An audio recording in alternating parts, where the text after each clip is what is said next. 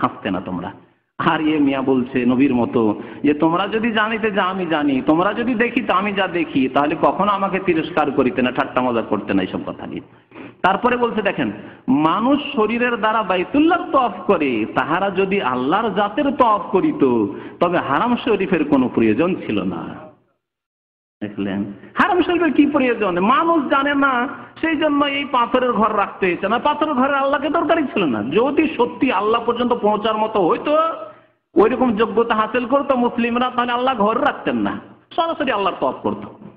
আরেক জায়গায় কিস্সা লিখেছে, এই বইয়ে আছে, যে এক পীর এসে বলছে, ঠাট্টা করে বিদ্রুপ করে বলছে, ব্যঙ্গ করে, তোমরা আল্লাহর ঘরে পাথরের তওয়াফ করো, আমি তো স্বয়ং আল্লাহর তওয়াফ করি, স্বয়ং আল্লাহর তওয়াফ করি। এই হচ্ছে ফাজাইলে হজের শিক্ষা তালিম। তারপরে স্বপ্নটা দেখা যাক। মানুষ হজ করিতেছে, আর আমার হজ হইল যেই জিনিসে আমার মনে শান্তি। যুবকটি তারপর এই দোয়া করিল, মানুষ তোমার নৈকট্য লাভের জন্য কুরবানি করিতেছে, আর আমার নিকট কুরবানি করার মতো কিছু নাই, কাজেই তোমার দরবারে আমি আমার জানটুকু পেশ করিতেছি, তুমি উহা কবুল করো। তারপর এক চিৎকার করিয়া উঠিল এবং মুর্দা হইয়া মাটিতে পড়িয়া গেল, মরে গেল। দিল কুরবানি করে, জানছে যে আমি কুরবানি করছি নিজেকে, বুঝতে পারছেন? এরা জানতে পারছে আমি কুরবানি করছি। এইরকমই বিদাতপন্থী চরমনাই যে হালাক হলো, মরলো কিছুদিন আগে, তাদের পত্রিকায় লিখেছে এবং তাদের ছাত্র শিষ্যরা এখানে বয়ান করে বেড়াচ্ছে যে ইন্তেকালের আগে সবকে বলে দিল যে এখন আমি তোমাদের থেকে বিদায় নিচ্ছি, সবার থেকে বিদায় নিচ্ছি, এখন বিদায় নিচ্ছি, আমার এখন চলে এসছে, এখন পরোয়ানা চলে এসছে, খবর আমার কাছে চলে এসছে, আমার অনুমতি নেওয়া হয়ে গেছে। আল্লাহর নবীদের কাছ থেকে যেমন অনুমতি নেওয়া হয়তো, নাকি চরমনাইয়ের ভণ্ড নবীদের কাছ থেকে অনুমতি নেওয়া হয়েছে যে এখন আমি রুখসাত হচ্ছি, আল্লাহর সাথে এখন আমার ওরুস হবে, মিল মিলাপ হবে। আউযুবিল্লাহ।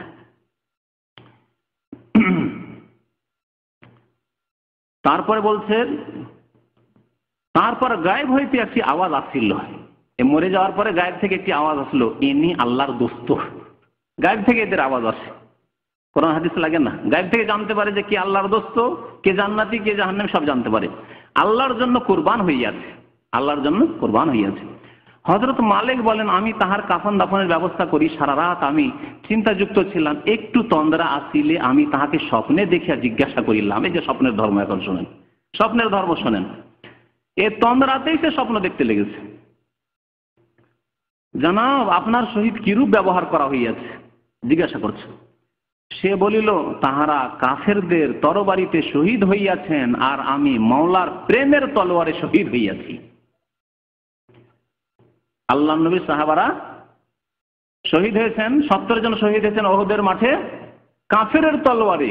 হ্যাঁ, সাইয়্যিদুশ শুহাদা যিনি কাফেরের তলোয়ারে শহীদ হয়েছেন, আর আমি কেমন শহীদ? হ্যাঁ, আল্লাহর প্রেমে, ইশকে শহীদ হয়েছে। ইশক সম্পর্কে এর আগে শুনিয়েছি আপনাদেরকে না? ইশক করে এরা, আল্লাহর সাথে বেয়াদবি করে ইশক করে এরা, রসুলের সাথে ইশক করে, হ্যাঁ, আর বিবির সাথে ইশক করে, আর প্রেমিকার সাথে ইশক করে, কিন্তু এরা মায়ের সাথে বাবার সাথে আবার ইশক করে না। কথা বুঝতে পেরেছেন? মায়ের সাথে বাবার সাথে একটু ইশক করো, হ্যাঁ, তা কেন করো না? বোনের সাথে ইশক করো, শাশুড়ির সাথে ইশক করো, তাদের সাথে কেন ইশক করো না? ইশক মানে প্রেম, এরা প্রেম করে। কথা বুঝতে পেরেছেন? এই জন্য পীরেরা মরে গেলে মৃত্যু দিবসকে তারা মৃত্যু দিবস বলে না, কি বলে জানেন? ওরস। এই যে পীরদের মাজারে ওরস লাগে, কি যেন ওরস লাগে? ওরস মানে বিবাহের দিন। বিবাহের দিন বিবাহ হলে আপনি কি ভাবছেন? কবুল হয়ে গেছে, এখন টেনে নিয়ে এসে ঘরে উঠাইতে পারবো? পারবেন না, পারবেন না। বিবাহ কবুল করে নিয়েছে, যদি বলে আইসো, আসতে হবে তাকে, তার আগে কি টেনে উঠাইতে পারবেন ঘরে বাসরে? পারবেন না। তো এদের ধারণা ওরস মানে বিবাহ শাদী, আরবি ভাষায় ওরস মানে বিবাহ শাদী।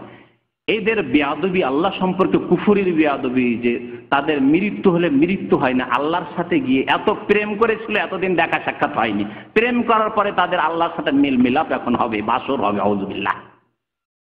এই জন্য এই দিনের নাম, মৃত্যু দিবসের নাম কবর পূজারীদের কাছে, বিদআতপন্থীদের কাছে, সুফিদের কাছে হচ্ছে ওরস। আর ওরস লাগে বাংলাদেশে, ভারতে, এই ওরস।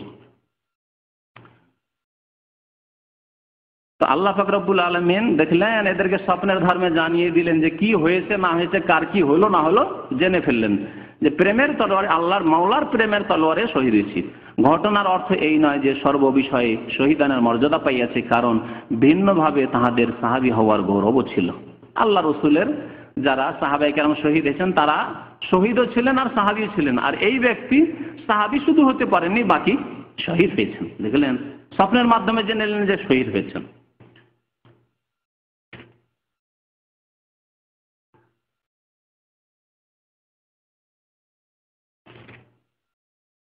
স্বপ্ন, আর একটি স্বপ্ন শোনায়। কিস্সা খুব বড় আছে, লম্বা কিস্সা শোনালে তো সময় লেগে যায়।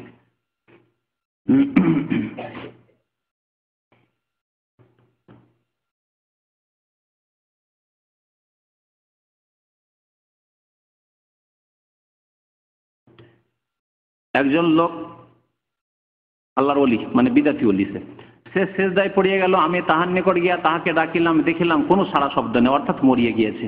আমি তাহার কাফন দাফনের ব্যবস্থার জন্য তাড়াতাড়ি ঘরে যাইয়া দুইজন সঙ্গীকে নিয়ে আসিয়া দেখিতে পাই যে তাহার লাশ আর সেখানে নাই। লাশ নেই, লাশ আল্লাহ নিয়ে গেছে। আল্লাহর সাথে এরা ইশক করে, আল্লাহকে রাখে লাশ, আল্লাহর সাথে প্রেম করে এরা। লাশ নেই।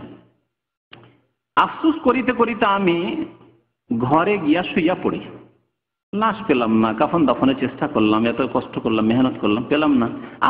আফসোস করতে করতে গিয়ে ঘুমিয়ে পড়লাম। স্বপ্নে আমি দেখিতে পাই যে একটি বিরাট জামাতের মধ্যে সে আগে আগে রহিয়াছে, বিরাট জামাতের মধ্যে আগে আগে রহিয়াছে। তাহার শরীরে এত মহা মূল্যবান পোশাক ও নূর চমকিতেছে যে ভাষায় উহা বর্ণনা করা যায় না। আমি তাহাকে জিজ্ঞাসা করিলাম, তুমি কি মারা গিয়াছ? সে বলিল, জি হ্যাঁ। আমি বলিলাম, আফসোস, আমি তোমার কাফনের ব্যবস্থা করিতে পারিলাম না। ছেলে বলিল, সেই ছেলে আল্লাহর ওলি। এবার ছেলে বলিল, যেই মাহবুব আমাকে শহর হইতে বাহির করিয়া আপন জন হইতে পৃথক করিয়া আপন মহাব্বতের শরাব পান করাইয়াছেন, অপরের সপর্দ না করিয়া তিনি আমার কাফন দিয়াছেন। বুঝতে পারেনি, লম্বা সেন্টেন্স হয়ে গেছে তো। মানে কাফন আপনি কেন করবেন? আল্লাহ আমাকে বাড়ি থেকে বের করে নিয়ে এসছেন, আল্লাহ আমাকে আমার জন্মভূমি মাতৃভূমি থেকে বের করে নিয়ে এসছেন, আল্লাহ আমাকে আমার পরিবার সব থেকে বের করে নিয়ে এসছেন। সে আল্লাহকে আর কারো সুপুর্দ আমাকে করেন? নিজেই তিনি কাফন দাফন আমার করেছেন, আল্লাহ নিজেই কাফন দাফন করেছেন। আমি বললাম, তোমার সহিত কিরূপ ব্যবহার করা হইয়াছে? ছেলে বলিল, আমাকে আল্লাহ পাক সম্মুখে দাঁড় করাইয়া জিজ্ঞাসা করেন, তুমি আমার নিকট কি চাও? আমি বললাম, হে মাওলা, আমি শুধুমাত্র আপনাকেই চাহিতেছি। বিদআতপন্থীরা, সুফিরা জান্নাতও চাই না, আর জাহান্নাম থেকেও বাঁচতে চাই না। তাদের কথাই, আল্লাহ জান্নাত চাই না, জান্নাতের কামনা করি না, আর জাহান্নামকে ভয় করি না, তোমাকে চাই। অথচ আল্লাহ পাক কোরআনে কারিমে বহু আয়াতে শিখেছেন, ইয়াদউনা রাব্বাহুম খাউফান ওয়া তামা, জাহান্নামকে ভয় করে আর জান্নাতের আশায়, লালসায় ইবাদত বন্দেগী করতে বলেছেন আল্লাহ পাক রব্বুল আলামিন। জি, ইয়াদউনানা রাগাবান ওয়া রাহাবা ওয়া কানু লানা খাশ। আম্বিয়া কেরাম সম্পর্কে আল্লাহ পাক বলছেন যে তারা দোয়া করে আমার কাছে। আল্লাহ বলছেন রাগাবান, আগ্রহী হয়ে জান্নাতের দিকে, আর রাহাবান, জাহান্নামের ভয়ে ভীত হয়ে। তাহলে ভয়ও থাকতে হবে আর আশা আকাঙ্ক্ষা থাকতে হবে, এই নিয়ে ইবাদত বন্দেগী করতে হবে। হচ্ছে কোরআনের শিক্ষা। আর বিদআতপন্থীদের, পীরপন্থীদের আর জাকারিয়া সাহেবের, ইলিয়াস সাহেবের শিক্ষা এই দেখছেন। আমি শুধুমাত্র আপনাকেই চাইতেছি এবং আমার জামানার সমস্ত মানুষের জন্য আমার সুপারিশ কবুল করিতে হইবে। যুগের সমস্ত মানুষের জন্য, মুসলিম শুধু না, সমস্ত মানুষ। ওই যুগের হিন্দুরাও পার পেয়ে যাবে, ওই যুগের ইহুদি নাসারা সব পার পেয়ে যাবে, সব জান্নাত পেয়ে যাবে। আমি শুধুমাত্র বলছে সুপারিশ কবুল করিতে হইবে। উত্তর হইল, তুমি যাহা চাহিয়া, শোনেন উত্তর, আল্লাহর পক্ষে আবার উত্তর আসছে। উত্তর হইল, তুমি যাহা চাহিয়াছ তাহাই পাইবে, তাহাই পাইবে। তারপরে ছেলেটি বিদায়ের জন্য হাত বাড়াইয়া আমার সহিত মুসাফা করিয়া বিদায় নিল। হ্যাঁ, সব স্বপ্নে হচ্ছে, মরে গেছে স্বপ্ন যুগে, এখন সালাম মুসাফা করে বিদায় নিল। আমি নিদ্রা হইতে উঠিয়া চটপট করিতে থাকি। তারপর হজের বাকি কাজ সম্পাদন করিয়া দেশে রওনা হই। কাফেলার লোকজন বলা বলি করিতে লাগিল, তোমার হাতের সুগন্ধিতে সমস্ত মানুষ হয়রান হইয়া যাইতেছে। এক মজার কথা, ও তো গেল, কাফন দাফন তা আল্লাহ করেছেন এই যুবকের, তারপরে এই যে হাতে স্বপ্নে যখন মুসাফা করেছে, স্বপ্ন থেকে সুগন্ধি চলে আসছে। হ্যাঁ, স্বপ্ন থেকে আল্লাহর ওলির হাত যদি স্বপ্নে দেখে এত সুগন্ধি আসে, তাহলে জিন্দা পীরের হাতে যদি মুসাফা করতে পারেন, বয়াত করতে পারেন, তো কতই না সুগন্ধি আসে।